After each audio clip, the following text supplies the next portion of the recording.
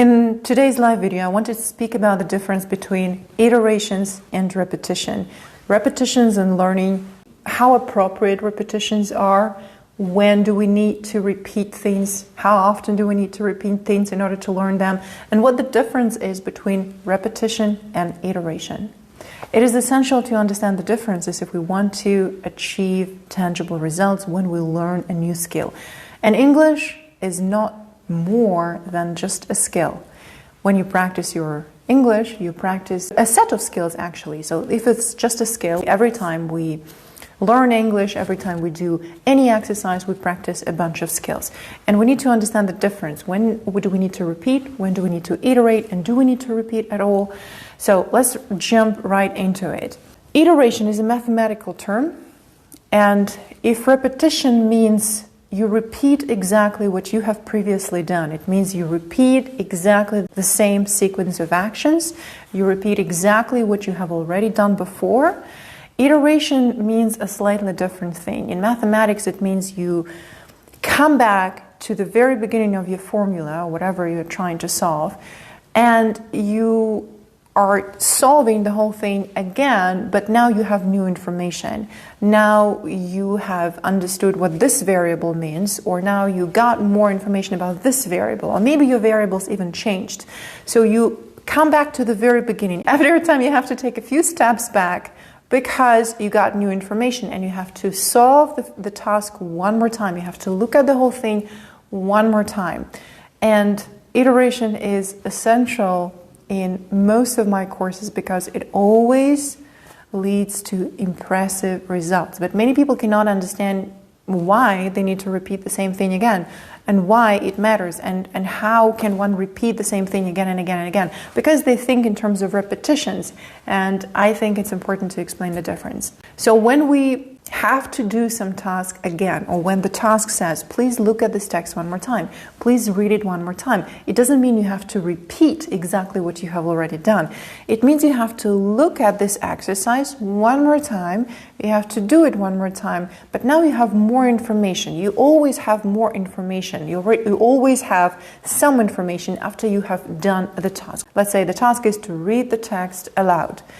After you have read the text once, you got the information that some of the words in this paragraph or in this text you're working with are new to you. You don't know them, so you have to go look them up.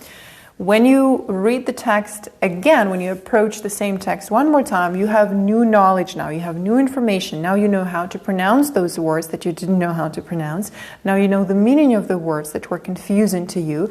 And when you read the same paragraph one more time, you're reading it differently, because now you're not stumbling upon these words like you didn't know what they mean. Now you read them correctly, and now probably the text makes more sense to you because you understand the meaning of those words that you couldn't understand the first time you looked at it. That will be a new iteration, and that will make more sense even to you. And hopefully it will make more sense to people who will be listening to your reading. Then if you read this text one more time, again, if you do another iteration, you will have even more information. Now you know what the text means, now you know how to pronounce the words, now you know what they mean, but probably the whole text didn't make sense to you altogether, or probably you already read it to a person, but the person who was listening to you didn't understand what the text was about, even though they knew all the words in that text. So it means you need to do a better job communicating your message, you need to do a better job getting your message across. Maybe you didn't pause in the right places. Maybe you didn't stress the right words. Maybe you read it just wrong, right? Or maybe you read it too fast. So you got to iterate. You got to come back and read it one more time. And the next time you read it out loud, probably you will record yourself and you will listen to the way you read, and you will be able to give yourself feedback. And after you have given yourself feedback, you'll understand how to approach this task one more time. In most of my courses, well, let's say if we talk about a course, Learn to Hear Every Single Word, or if we talk about any of the writing courses, any iteration usually implies approaching the task one more time after a student has got the feedback on his or her work. When you look at the same task one more time, and you have already listened to the feedback, or you have received a video message from a coach with feedback on your work, you already see more. And that's the whole point of iteration. Every time you look at it, because you have more information, about the same thing you just did, you see more and you can do more. To give you a very simple analogy, look, I've been working out for the last, I don't know how many, 13 years for sure. And since April last year, I've been working out every single day. So I've taken a few days off. But for me, it's a rule. I need to move. I want to be physically active every single day. And I like to run. I run outdoors. And if you think about it, I pretty much do the same set of exercises for years. Now, I run in the park, which is close to where I live. When I check the history of my runs in my application, I see that I run the same loop day after day, day after day, day after day. My distance doesn't change. Where I go and where I run, my location doesn't change. My speed varies depending on how slippery it is outside, right? Right now I run a lot slower because it's winter and it's slippery very often, and my pace has gone down. In summer I run faster, and in summer it's more enjoyable to do interval runs. So this varies, but I'm not upset. It's not my goal to run faster every time I go outside. It's not my goal. My goal is to keep running and to enjoy the run. But if you think about it, what I'm doing is not repetition. I do not repeat the exercise every time I go and run outdoors. I do not repeat the exercise every time I do squats, every time I work with weights, every time I do a snatch with a kettlebell, or every time I do a goblet squat. I do not repeat the exercise. Every time it's a new iteration of the same exercise, because every time I feel different, every time I do it differently. Most of the time when I do a physical exercise, I improve what I have already done. So it's not just a repetition as a drill, I don't do drills like people do in the military. I improve by fixing my mistakes, because look, I might do a squat, or I might go outdoors and run, and I might do it badly. So the next time I do it, I do not repeat what I have already done. I do my best to fix the mistakes. And after I have given feedback to myself what was wrong and what the mistake was, I do it again. I eliminate the mistakes that I can eliminate right now, and I try to improve my performance.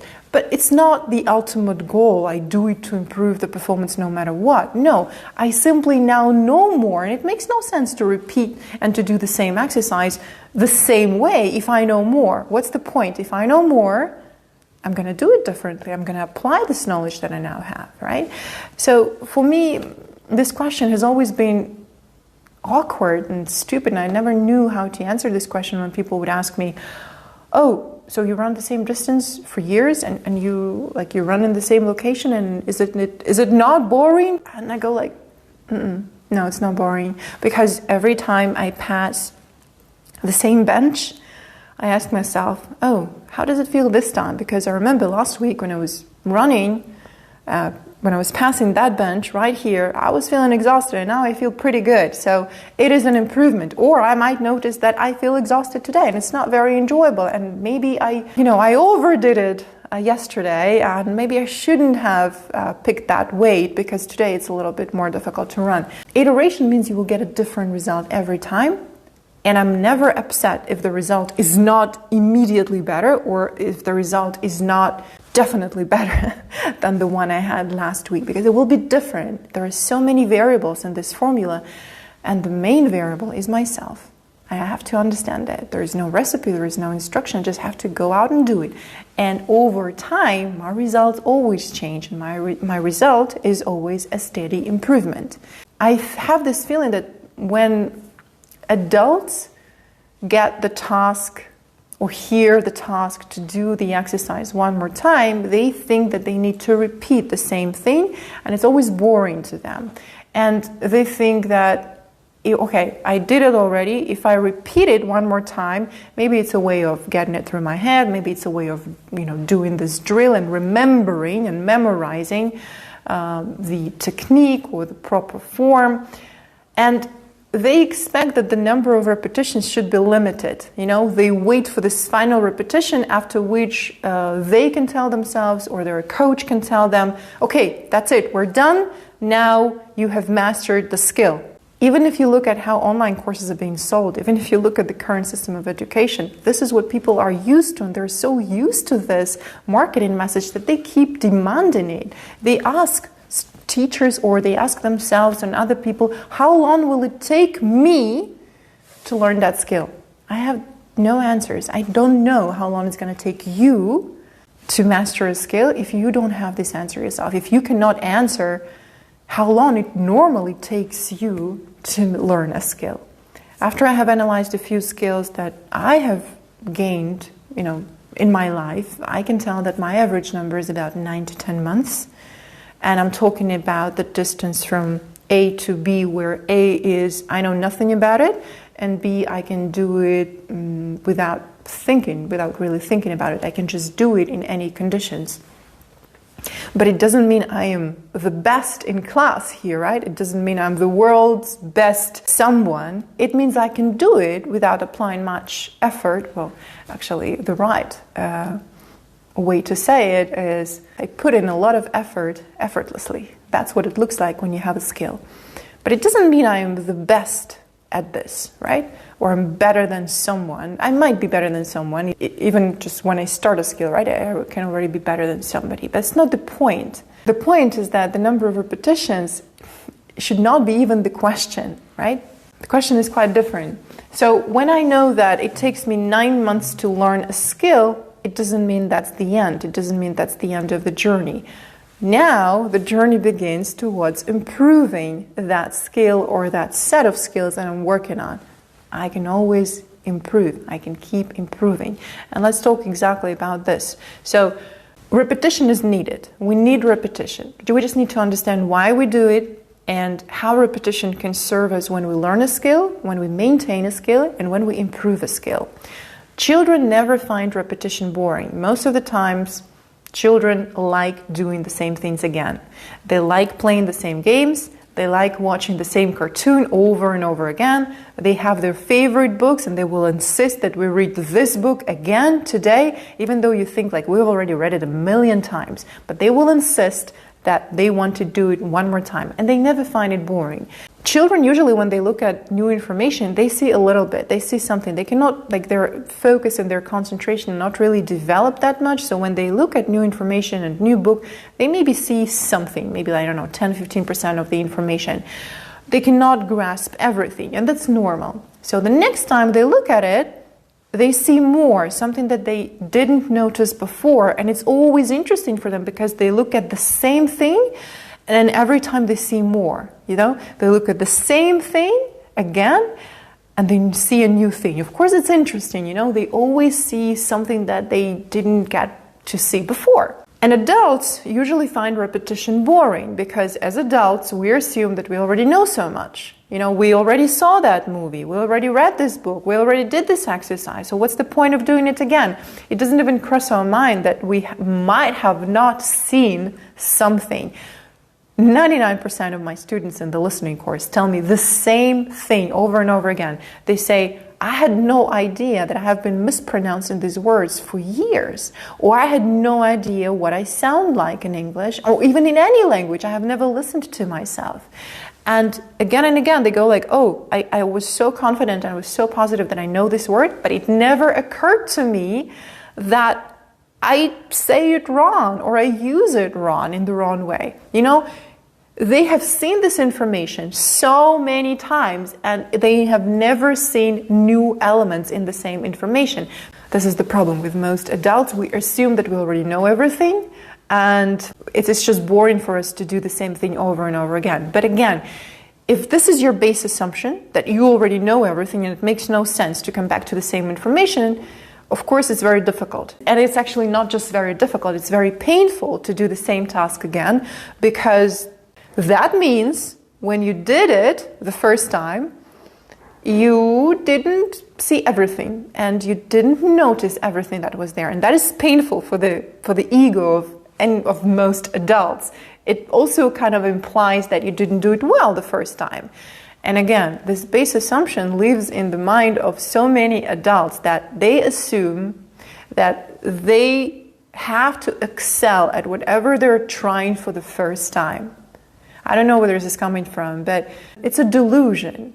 You cannot learn a new skill by trying once. I mean, what are we going to achieve if we buy a gym membership, we go to the gym, and we squat once? What results can you achieve?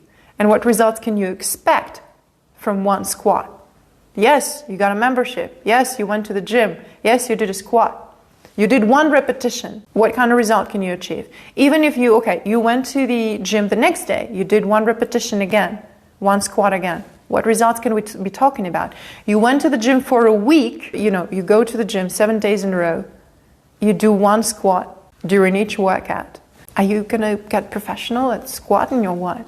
This base assumption that there is a limited number of repetitions and somebody should give me this number. So people are looking for promises, for guarantees that it's going to take 2 weeks and you're going to learn how to cook. It's going to take 3 weeks and you're going to get to upper intermediate. They expect somebody to give them the number of repetitions they need to do to excel at something. And this is why when people sign up for online courses, they even put it in their calendar. Okay, I'm going to do English for 3 weeks. I'm going to take this intensive swimming course. I'm going to learn how to paint. So this month I'm learning to paint. The next month, when I already know how to paint, I'm going to start my driving lessons, and then when I'm already a professional driver, I'm gonna try squash, And this idea that you can learn skills so quickly and easily, and you know exactly how long it's going to take because the course materials say so, because it's on the website. The website says it's going to take just 4 weeks. And people plan it according to what other people tell them. They don't plan it in accordance with their capabilities. They don't do the reality check. So repetitions are necessary. But it's impossible to say that there is a finite number of repetitions, right? It's not finite. This is why we need to introduce the term iterations to understand why we need repetitions. When you have to repeat something, it means you have to do it again. That's it. You have to do it again. But how you do it again, and why you do it again, and what you feel when you do it again, and what you think about when you do it again, these are all the important questions. Don't just think about it, I have to do it again. You will see more when you do it again, and that's the whole point. Okay, we can do repetition as drills. Think of military drills. You just have to get it through your head. And in order to get it through your head, you have to do it many times, right? So we can do repetition as drills, and that can work in certain circumstances. Let's say maybe you want to teach your kid how to brush their teeth, or maybe you are in the military, or maybe, some students also do grammar drills. I'm not a big fan of them because I get bored very fast.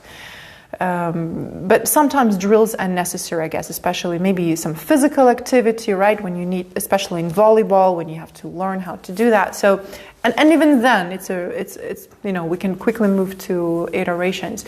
But some drills are important in some areas of life, in some aspects of life, and repetition can work as drill. But when we talk about education, and the reason why I don't like grammar drills is because most teachers approach it as they want students to repeat something so that they think they can force the message into the people's heads by applying this method of repetition. It's impossible. You cannot force a message into somebody's head. A person can only get it, a person can grasp it, and a person can choose to focus on it, and a person can choose to learn it. You cannot really teach a person that. So if we talk about repetition in this context, it doesn't really work, okay? And if you work with children and you encourage repetition, then you always have to notice what new information we notice now, what new information we see now. So you have to encourage that journey, that exploration process. And yeah, I would say encourage is probably the best way. You need to encourage children, you need to show them what new things you also see when you look at it, and teach them that is important and that is vital. To look at the same thing and to always see more, to see different things when you look at the same thing, when you do the same thing. So repetition is drills, that works sometimes, and repetition as iteration. When we do repetition, when we repeat the same task and we do it as an iteration, we give ourselves a chance to see more. You read the same text again, but now you're giving yourself a chance to see more, to hear more, to understand more. When I watch the same movie scene and I work with the same movie scene again and again and again, I might watch it 5, 6, 7 times depending on what I really am doing. It depends. Sometimes I understand it the first time I see it. Sometimes I don't understand it, so I have to watch it again. Sometimes I understand every single word, but I don't really understand the message, so I watch it again. But again, every time it's an opportunity for me to hear more, to understand more. That's the point. When I ask people to repeat what they have said, it means I haven't really gotten the message. And again, I'm giving myself a chance to understand these people better. It's always a better choice for me rather than assuming that I understand when in fact I don't. I would rather ask again. I'm talking only about education here, and I'm talking about iteration and repetition in terms of learning and skill, specifically learning a foreign language, and a foreign language is just a skill. We need iteration to learn a skill. I said it before. We need iteration to maintain a skill, and we need iteration to improve a skill. So when we need iteration to learn a skill, what does it mean? Sometimes it's important to do those drills to learn something, because you kind of want to perform a sequence of actions so that the sequence of actions sinks into a deep place where thought is bypassed, where you don't have to think about it anymore. This action becomes automatic, so you repeat it so many times that you just don't need to think about it. Like, think about driving. When you learn how to drive, you just got to do it again and again so that you don't think about all these things. Oh, I have to control the wheel, I have to look in all these mirrors, and I have to think about what leg goes to which pedal. You just do it automatically without thinking. So when we practice a skill, when we learn a skill, we need a certain number of repetitions. And again, I can't tell you how many, only you know. In order to get to this place where a skill or where the action becomes automatic. That's important. But what happens next? Next, you have to maintain the skill. Repetition is important even here. We see again and again that even to maintain the skill, you need to repeat it. You can't just become a world champion and then never do that sport again and maintain the same level of skill. You need to go back to it. Maybe I will give you a more trivial example from my personal experience. So when I moved to Germany, 8 years ago or so, I was so focused on improving my German. And honestly, I moved to a small town close to Düsseldorf where nobody spoke English.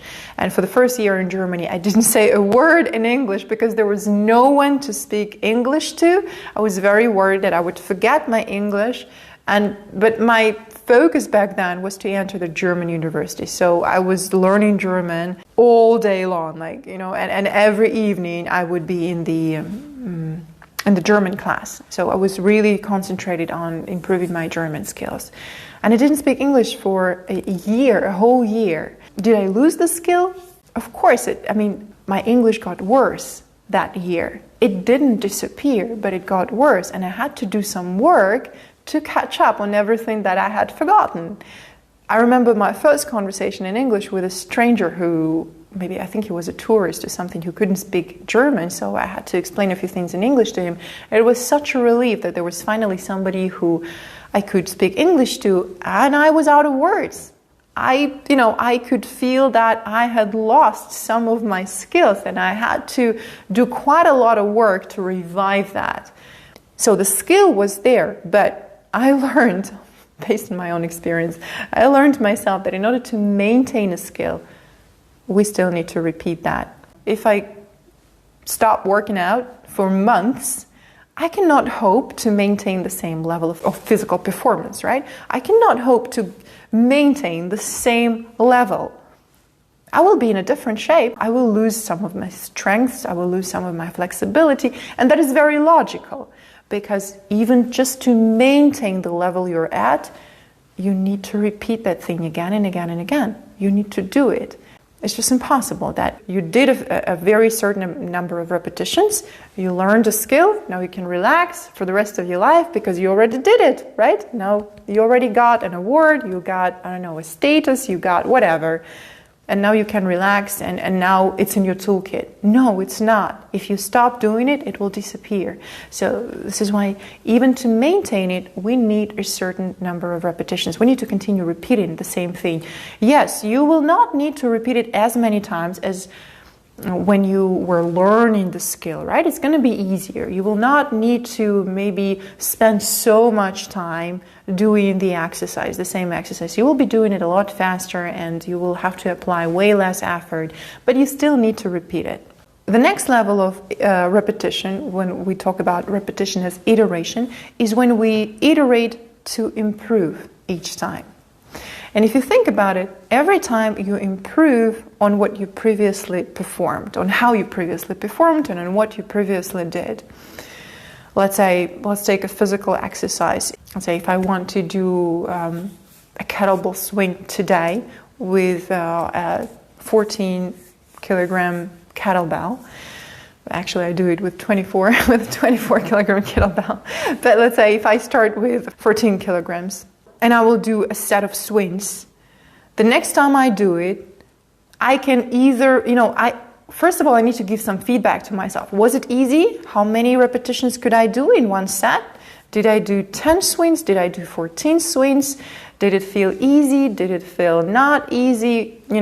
Was I wobbling? Was I shaking? Was my form okay? And the next time I do the same exercise, I will iterate. Even though I'm already good at it, I will iterate. Maybe I will decide to pick a bigger weight. Maybe I will do it with a 20 kilogram kettlebell, or 16, or 24. I will try with a heavier kettlebell. That is already kind of the same exercise, but it's an iteration because I'm changing the variable, the weight of my kettlebell. Or maybe I will try to do more reps, right? Again, that's already an iteration. Or maybe I will decide to do it at the very beginning of my workout or at the very end of my workout. So that's again an iteration. And even if I'm simply working on my form, we can take any body weight exercise. Let's take the plank, right? If I'm working on the quality of my form, let's say I'm already good at it, but every time I do it again, I will be either maybe eliminating the mistakes, or let's say if I'm already good at it and if I don't make any mistakes, it will still not be exactly the same plank that I did yesterday. It will be different. I hope you get what I mean.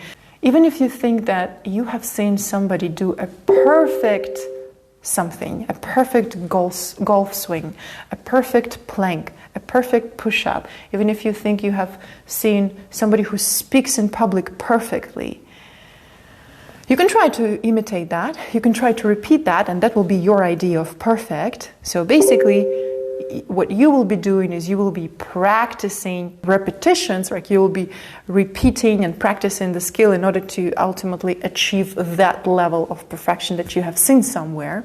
But again, you will not be able to repeat exactly what that person is doing. You will arrive at your own result, right? And every time you practice, every time you repeat the same exercise, every repetition will not be the exact copy of the previous exercise, of the previous repetition. It will be a variation of the same exercise. It will be a variation of the same effort you applied yesterday.